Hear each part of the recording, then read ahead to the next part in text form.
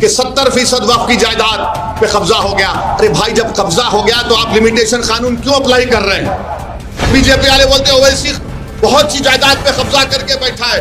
अरे भाई साहब, कहां है बताओ, मैं भी देखना चाह रहा हूं। मेरे भाई, ये कानून आपकी मस्जिदों को छीनने के लिए बनाया गया है, याद रखो।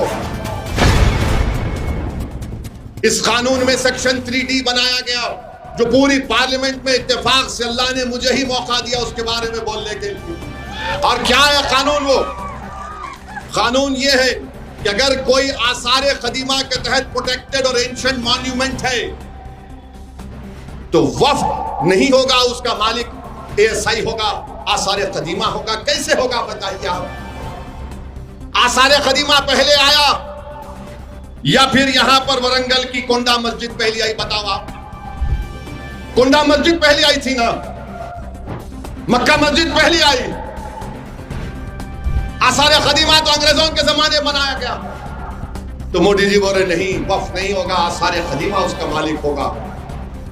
क्यों करना चाहते हैं? ताकि ज्ञानवापी और काशी की मस्जिदों को जब ASI के हवाले कर दिया जाएगा तो फिर खत्म हो गया किस्सा।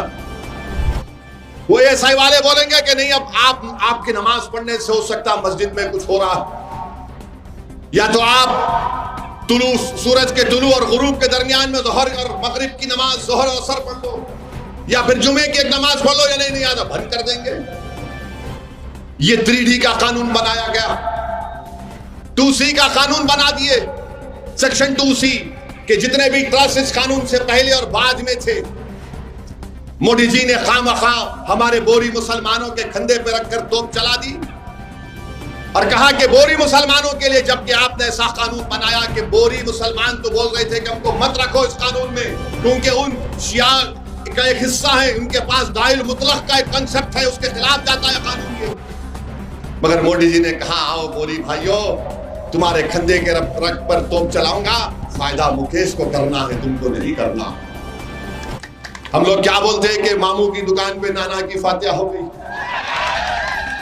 ये काम मोदी जी कर दिए और बार बार बोल रहे बीजेपी वाले नहीं नहीं, मुसलमानों के लिए हक में बनाया गया है। और बीजेपी एक पम्फलेट निकाली जिसमें लिखते हैं कि 70% वक्फ की जायदाद पे कब्जा हो गया। अरे भाई, जब कब्जा हो गया तो आप लिमिटेशन कानून क्यों अप्लाई कर रहे हैं?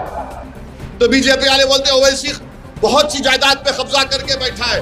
अरे भाई साहब, कहां है बताओ, मैं भी देखना चाह रहा हूं।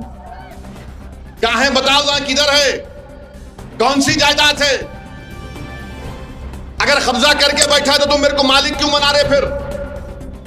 मेरे भाई, यह कानून आपकी मस्जिदों को छीनने के लिए बनाया